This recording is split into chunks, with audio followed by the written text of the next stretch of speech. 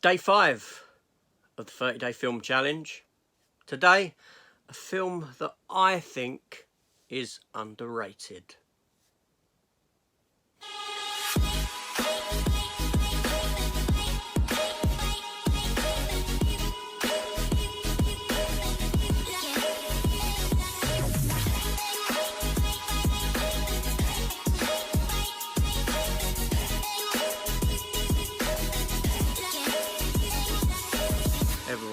Hello everyone and welcome back to the channel and to day 5 of the 30-day film challenge. I'll be bringing you one day every month this week. My answers to all of these questions. Today, that particular question is this one. A film that I feel is underrated. So, there's a lot of films that I feel are underrated. I could have gone with some that you may not have heard of. But I'm going to go with a big budget movie that done disastrously when it came out a few years back. Okay, let's just do it. Solo, a Star Wars story. The Han Solo Star Wars film, obviously directed by Ron Howard, who stepped in as director after the original directors were let go. A lot of reshots took place, all this sort of a thing. So this movie here, why do I feel that this film is underrated? What's going on there? So as we know, this film came out after The Last Jedi. Disney had acquired the Star Wars properties. They'd started knocking out films. They had success with, huge success with The Force Awakens, which then led them on the path of wanting to do solo movies. I don't mean Han Solo movies, I mean standalone movies every other year between between their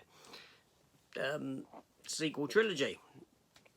Then came Rogue One, which again was a fantastic film. Force Awakens wasn't a fantastic film. I'll come back into that. But Rogue One was a fantastic film. And then we got The Last Jedi. Last Jedi that upset a lot of people. They turned their back on Star Wars. And then not a few months passed after Last Jedi, they released Solo, Star Wars story. And no one went to see it. The film flopped, it bombed, it hit hard, it effectively destroyed this idea of making standalone Star Wars films. So why do I think this film's... I don't think this is a bad film. I don't feel it's a bad film at all. You have to look at the bigger picture.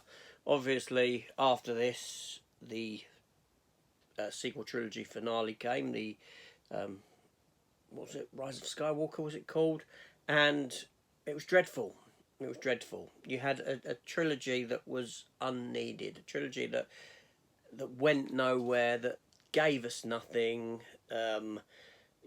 Force Awakens was a remake of A New Hope, nothing more than that. So even now, it's a film I don't visit. Last Jedi, we know what happened with that, although I think that aesthetically speaking, it's probably the best of the three films, and directed, and it took choices, it took brave choices in its narrative. It done things differently, it dared to be different, only upset fans. And then we got Rise of Skywalker, and less said about that film, the better. It was crap. So we had Solo. Now, when this film came out, like I said, no one went to see it. But it's not a bad film. It's actually pretty damn good. It's a Star Wars film that I think about revisiting quite often. Alden Ehrenreich stepping into the role of a young Han Solo. I don't believe that Harrison Ford could exclusively be Han Solo. He wasn't exclusively Indiana Jones. Other actors played older and younger versions of Indiana Jones, and some of them worked.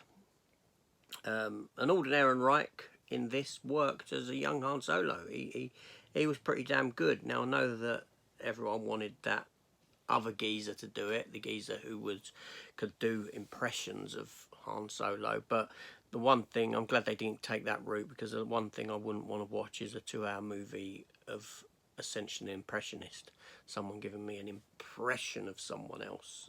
That would just take me out of the movie.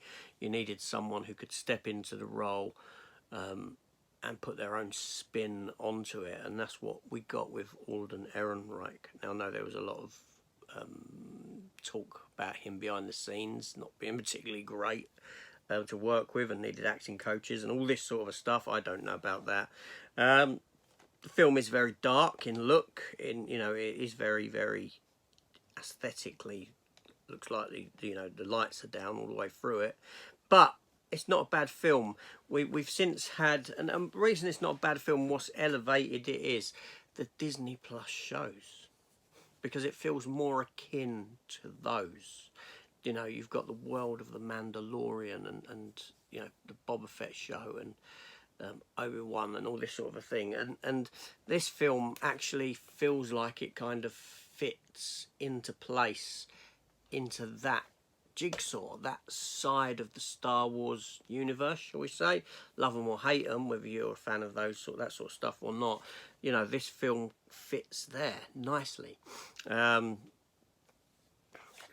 Donald Glover as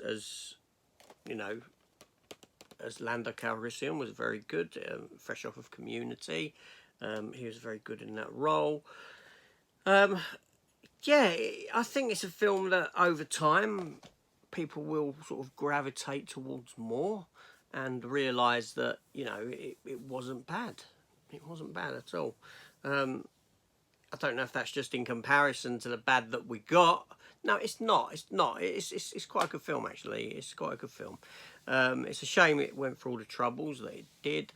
The film does make some missteps. Most films do. You've got the silly stuff with the robot that's in love with, or Lando's in love with it. That nonsense. And I think that robot's voiced by Phoebe Waller-Bridge, isn't it? Who went on to be in Dial of Destiny. I don't know, I may be wrong there, but I'm sure that's the case. Yeah, and it's supported by a good cast. Paul Bettany. What's his name from Cheers? Woody Harrelson. Emilia Clarke's in it. Thandie Newton. So it's got quite a decent cast. Yeah, so there we go. There's my choice. A Solo, A Star Wars Story. I think that's quite an underrated movie, to be honest. So I'll be back tomorrow with the answer to this question.